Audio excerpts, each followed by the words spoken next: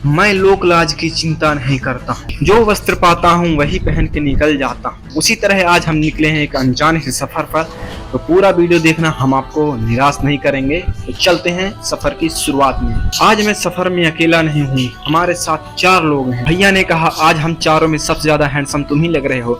मैंने इस बात का फायदा उठाया और कैमरा अपने नाम किया। हम सफर की शुरुआत में ही अपना रास्ता भटक गए, क्योंकि सबने मेरे दिखाए रास्ते पर पहल किया। आगे जाकर दिखा हमें मंदिर, हमने किया प्रणाम। थोड़ा आगे जाकर हमें दिखा मुक्ति केंद्र।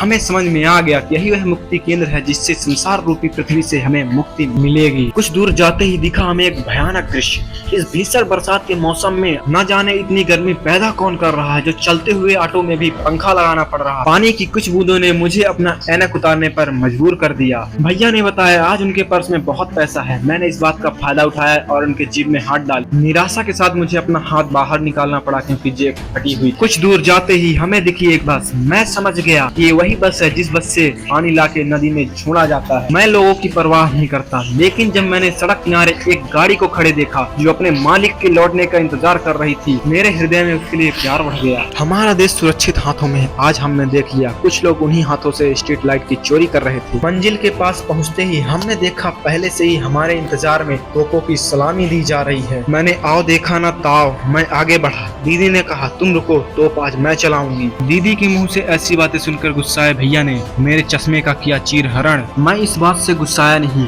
क्योंकि भगवान हर किसी को सुंदर बना के नहीं भेजता, इसलिए कुछ लोगों को चश्मे की जरूरत पड़ती रहती है। इन लोगों से वीडियो के नाम पर हंसी ठिठोली करवा लो, क्योंकि ये काम इन लोग से बहुत अच्छे से आता है। मैं इन सब चक्करों में नहीं पड़ना चाहता था, लेकिन अपने मित्र को देखकर मेरे मन में भी लड्डू फूटने लगे। हंसी ठिठोली के साथ ही हमारा चलचित्र हुआ पूर्ण। हम आए 4 व्यक्ति थे, पर जा रहे हैं 3 व्यक्ति। इसका मतलब यह है कि हम चारों के बीच में कोई एक नहीं रहा, क्योंकि वह साइड से आगे निकल गया। कहते हैं नारी की जुबान और फोन कभी शांत नहीं रहता। उसका उदाहरण तो हमारे साथ आप भी देख ही सकते हैं। दीदी ने चलती गाड़ी में ही क्लिक की कुछ फोटोज। आईफोन वालों से फोटो मिलना और जनरल वालों को सीट मिलना दोनों एक बराबर हैं। कुछ दूर जाते ही हमें दिखा एक पार्क। उस पार्क में हमने देखा कुछ भंवरे फूलों पे मंडरा रहे थे। यहाँ पर फूलों से अर्थ है सुंदर कन्याएं और भंवरों का अर्थ है नादान बालक। हमने फूलों और भंवरों को किया नजरअंदाज और अपनी मंजिल की तरफ आगे बढ़े। थोड़ी दूर जाते ही हम समझ गए हमारी मंजिल बहुत दूर है, इसलिए हमने वापस लौटने का फैसला लिया। जिस मंजिल की तलाश में हम दर दर भटक रहे थे, वह मंजिल तो हमारे पीछे ही छूट गई थी। हम उस कार्य की तरफ आगे बढ़े जिस कार्य के लिए हम इस पेड़ को खोज रहे थे। मुझे दिया गया एक कार्य जो कि बहुत ही ज्यादा चुनौतीपूर्ण था मेरे लिए। मेरा कार्य यह था कि मुझे दीदी की कुछ अच्छी फोटोज खींचनी थी।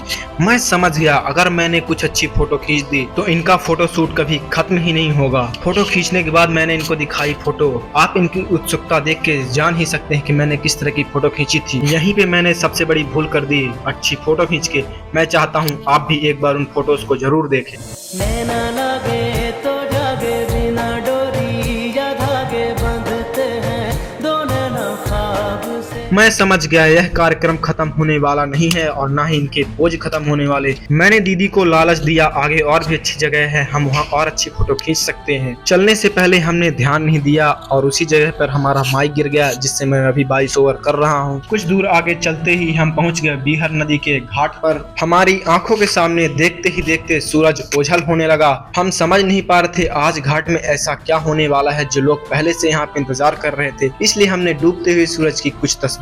हम वहाँ से निकले ही थे तभी हमने देखा कुछ भक्तजन गणेश विसर्जन के लिए आ रहे हैं। हम वहाँ पे देर ना करते हुए सीधे आगे की तरफ बढ़ चले। आगे हम बढ़े ही थे, रास्ते में आंटी ने हमें वीडियो बनाता देख किया पुलिस को फोन। कुछ दूर जाते ही इन लोग को मेरा वस्त्र दिख गया। पता नहीं इन लोगों ने मेरा वस्त्र कैसे पहचान लिया। मैं इन्हें समझाने का प्रयास कर रहा था कि मुझे मेरे घर वालों ने नहीं निकाला है। बचने के लिए अनेक प्रयास करने के बाद भी मैं इनसे हार गया और अंत में मुझे स्वीकार करना पड़ा। कुछ दिनों से मैं घर से निकाले जाने के बाद यहीं पे रहता हूँ। मैं अपना बोरिया बिस्तरा बांध के निकल पड़ा घर की तरफ। मैंने इतनी तेज गाड़ी चलाई कि सारे गाड़ी वालों को मैंने पीछे छोड़ दिया। मेरी रफ्तार के सामने कोई भी इंसान और जानवर टिक नहीं सका। मुझे पहले से ही खबर हो गई थी। मुझे ओवर स्पीडिंग गाड़ी चलाते हुए देखकर पुलिस वालों को खबर हो गई है, इसलिए वह मेरा पीछा कर रहे हैं। मैंने इस बात का फायदा उठाया और मैं उनके पीछे लग गया। उनको भी समझ में आ गया यह व्यक्ति बहुत ही खतरनाक है। तभी हम अपने घर के करीब पहुंचते हैं और हम देखते हैं यहाँ पर मोहल्ले में समोसे और कचौड़ियों की काला बाजारी चल चल रही थी। खुद की पोल खुल जाने के बाद मुजरिम हमारे सामने बचने का प्रयास करने लगे और अपने हाथों से अपने चेहरे को छुपाने लगे। हम इन चोर चक्कों की बातों में नहीं पड़ना चाहते थे, इसलिए हम अपनी माइक की खोज में आगे बढ़ चले। हम उसी जगह पहुंच गए जहां हमारा माइक गिरा हुआ था। हमारा माइक एक लावारिस बच्चे की तरह सड़क के किनारे पड़ा हुआ था और चीख चीख के कह रहा था, मालिक मुझे अपने साथ ले चलो। तब हमने भी माइक के ऊपर थोड़ी दया दिखाते हुए उसे उठाकर अपना समझकर अपने पास रख लिया और बिना समय गवाए चुपचाप अपने रास्ते पर निकल लिया। इसके लिए आपको जोरदार बजानी चाहिए, तालियां तालियां तालियां। नहीं देना चाहिए पीठ पीछे किसी को गालियां। आ गया है बरसात का मौसम, साफ करें नालियां नालियां नालियां। मैं उस बस का निरंतर पीछा करता रहा जिस बस से अवैध रूप से पानी की कालाबाजारी चल रही थी। अंत में मुझे पराजय मिली, पर मिली नहीं मिली। अंत में हम अपने माइक के साथ घर पहुंच जाते हैं और मैं अपने मुख का द्वार एक बार फिर से बंद करता हूं। आप सबसे विदा लेता हूं। धन्यवाद।